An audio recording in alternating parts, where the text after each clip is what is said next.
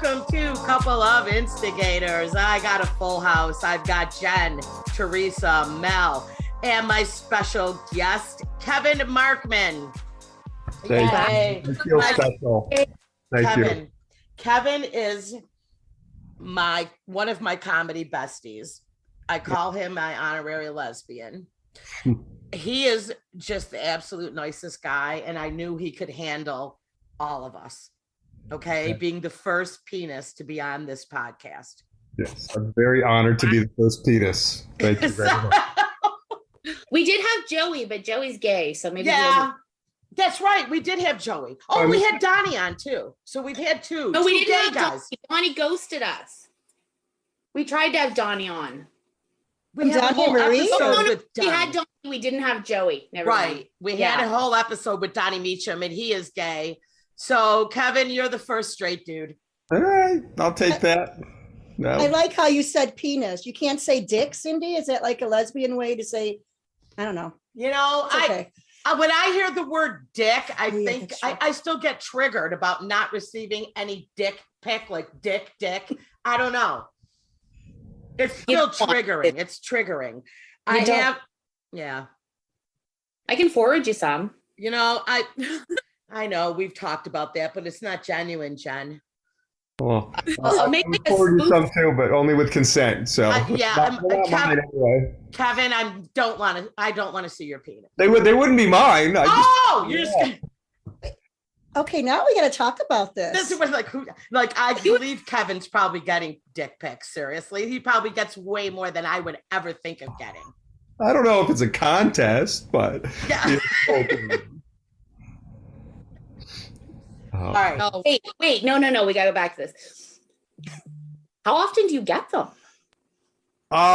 It's not too often, but it's the ones who always have the conversation with me of why would you not want this? Because it's really important to me. So why do you have conversations? Hang out at gay bars. There's a lot of A's in this. Have so many friends. You must actually want dick too. And I'm like, no, I draw the line there. That's the line. But someone cross the line and send me dick pics too, and I'm just as offended. So I feel like that first response is just what every guy uses, gay or straight. It's really important to me. Everybody should want this. Okay, so excuse me, is this like trying to turn you on, or is it just like, do men have to share their dicks? I mean, is this something? Because I was explaining to my dad what a dick pic is. He's like, well, why would men want to show? I go, Dad, it's a whole new world. So anyways, are they sharing? Like, look at mine. Because I've known guys that, is it a thing? It's absolutely a thing, because I think the virility of men has to be like, oh, hey, I got something that's important, and I got something that needs to be shared and needs to be seen. It doesn't really, but I think that the lack of security goes, at least I got this. It's something to offer you. So the rest of it may or may not be there. So that's when you get them. Find that it's guys with always what's the best way to say this? The least to be proud of are the ones that are the most excited to show it. Like, a girlfriend sent me one a couple weeks ago that she got from this guy, and it was with quite a long text of what he wanted to do with said friend of his, not her.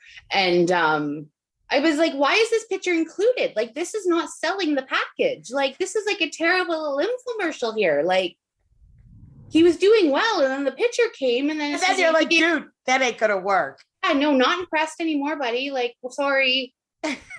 But did not know that it was not impressive, probably, and thought this is just gonna step up my game. Yeah. So maybe boys need to be sharing them with each other more often. So that's what maybe they want feedback from you, Kevin. Yeah, so get some constructive criticism. I'd be like, this angle, not that angle, shoot from below, like. Yeah, don't you have somebody take them for you? Maybe you're not as good at selfies. Maybe that's get a selfie stick so we get some like distance. Maybe gotta get some stick in a little bit. Yes. Yeah, I was walking through a parking lot, and there were some 20-something young women just sitting in their car flipping through their dick pics. So I think it's just a catalog of things that happens now. So they have their own folder. What that? Oh, I'm sure. You know, I got one dick pic, and it was from Greg Owens, and it was a picture of Nixon. He goes, here's your dick pic. I'm going to tell you, though, Kevin's handsome. Kevin's a handsome guy. And, you know, we call him McDreamy. But Kevin is also very, like, we were at a gay bar having eaten fish fry last week. Kevin is, you know, he hangs out all over. And I could totally see, you know, because you are a friend of everyone, Kevin, that these gay guys are probably like, oh, we're going to get some Kevin. Yeah. Yep. Yeah. Till they get to know me, then they're like, they're like, guess not. Shoot my shot. There's no shooting my load for you. Yeah. So Kevin, 2 years ago, you did the Fringe Festival, and it was he had some drag queens on. He had me on. He's my lesbian. The bottom line. Thank you. So, I consider it an honor. He is definitely a friend of all of us. Anyway, I thought, do we want to go through our questions for Kevin? Who's going to go first? I think we need to go through the questions because I have questions and I need answers. And Jen's here, so maybe she can throw some answers in there. All right. So, Kevin, I already filled them in that you are a therapist and a comedian, and you have a podcast, Comedy and Therapy. I thought maybe they would do some questions related to that, but no, things went off the rails. So, Kevin, off the rails. So wherever you go. So, being our only straight male so far, we are going to ask you some questions. So, Teresa, yes, you will start. I have questions about methadone clinics. How do they work? Specifically, why are people always out at methadone clinics at like 5:45 in the morning? I go to the gym every single morning, like off the interstate on like the service road. It's a clinic. I Googled it. There's always like hundreds of people in there, and I have questions, but not on Sunday. But not on Sunday. They're probably not open on Sunday. That's the day to lay low. So that's the day to use and just like be out on the street, pork beef. Be out on the street and get ready for your week, so you can do that. But since it is an alternative and a healthier alternative, then it is something that when you still need your fix, but you don't necessarily need your fix. So with the recovery language of do the next right thing. If your next right thing is to go get your methadone, then instead of going to use, you're going to get up early and not use and go hang out at the methadone clinic until you can get your appointment and get in there. So that's probably why they're there early in the morning. But it is an alternative to the opiates to be able to have a less intensive and less destructive drug, but it's still a drug. It's like the CBD of THC. It's the CBD of opiates. So you can manage it a little bit better, and then hopefully function doing the other things in your life. And if you can't, you're not doing well at a methadone clinic. So do these people have like full-time jobs? Like they get their fix, and then can you drive when you're on methadone? You could do everything that you could do before you started methadone, as long as you are able to do it and can move forward. Yes. Jen. I've got, because I used to work next door to one, so I've got on the lineups, there's two different ways to get it. You can either go in and get your little cuppy drink, or the ones that are trusted that have been on it for so long, they can take it away with them to self-administer at home. So you'll see them walk by with their little like metal canister. It's like a sealed. Maybe that's just a Canadian thing. Maybe that's not everywhere. What is methadone? I just assumed it was a pill. It's a drug. It's like a drinky drug. Huh. Or no, wait. What's the other thing besides methadone, Kevin, that keeps you from withdrawing? Naproxen? No. Shoot. Naproxen is what they give you the shot of, right? Isn't it? When you're overdosing? Yeah, no. That's Narcan. Narcan.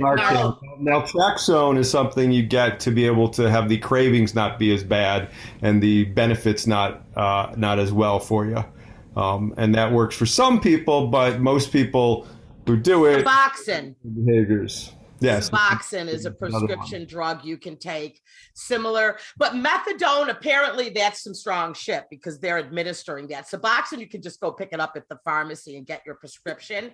But what that does, I know, because I work in a restaurant and a kitchen, and most of our employees are heroin addicts or that it's tough, you know. But so they would take their Suboxone every day, and it would basically stop them from getting withdrawals. And it's kind of like he said, the CBD of marijuana, right? Yep. And they keep lowering the dosage. But you can also sell Suboxone on the street because they do that too. Right, because it still gives you something and some effects, but not right. And you won't get sick from withdrawing. No. Interesting. The only thing about methadone I'd ever heard of is this crackhead I went to high school with and tagged herself at the clinic. And I was like, wait. You don't tell people that. She's doing self-care. More power to her. She's got no shame. She's owning her recovery. So good for her. I mean, I want to be nice about this individual, but she's a crazy person. Like, okay, was she a mean girl in high school? I told you about how I went and picked her. So I was not friends with this girl in high school. Like, we obviously, like, that wasn't the circle that I was hanging out in. And all of a sudden, somehow she ended up at my house because our parents are friends. Like, she was fresh out of rehab. My parents were out of town and her dad was watching our house. And so she ended up at my parents' house. And she was like, oh, I went to high school with this girl. And then my dad called me and I was like, hey, this girl, I won't say her name. She's at the house. And I was like, Greg, I follow her on Instagram. She is like friends with real gangsters. Her like last baby daddy was in a drive-by shooting. And then she was like, well, so then I had to go rescue all of the fancy stuff from our house. And I was like, first of all, if y'all have ever evacuated historical coins, those fuckers are heavy. But wait, she wasn't just visiting? Like, she came to stay? Well, no one was at my parents' house for like 2 weeks. So she was going to like squat. And my parents were like, before my parents found out what I knew about her, they were like, whatever, I don't care. As long as you feed the dog. So she was a dog sitter that was just staying there, but they didn't know it. Is that what she was doing? She's like a volunteer. It was supposed to be her father. It was a whole story. So then I somehow get roped into bringing her to a sketchy hotel in our in the town or in the city, and I was like, blank. Her name was Anna. I was like, Anna, I can't go to this hotel, and I had like a gold nugget necklace, so I like tucked it in. I was like, so white. I don't want to get robbed. The whitest person I know. Yeah. Clutch my purse and don't put me up with the Yankees. No, wait. My favorite is she had to smuggle out historical coins. And what is a white nugget necklace? A gold nugget. Let me see if a gold nugget. Like, that is gangster, Teresa. And you are. Hold on. You got. Look, she's got it right there. Yeah. Oh my God, it's not little. It's huge. Wait a minute. That looks like Flavor Flav's old necklace. You got your clock. It's a gold nugget in a chain. Is there a clock in that? Fuck. And she's laying in bed during this podcast. I love you, Teresa. Who's the gangster now? Wait, what'd you say, Jen? Who's the gangster now? I know. Teresa's showing us. Just embrace your gangster side, and then you'll find the hotels. Just so you know, the outfit that I had on while swearing, it was a tie-dye dress. It was fashion. Was this last week or? No, this was a couple years ago. It was. Oh my God, I'm dead. I still worked for the church, so it was like a couple years ago. What else did you smuggle out? Okay. Historical heavy coins. What about what's the crystal called? The fancy crystal. Waterford. Did you have whatever I smuggled out was like the heaviest stuff. My dad was like, okay, go find this the is checkbook. It. So now you know where all the good shit is. I mean, your dad was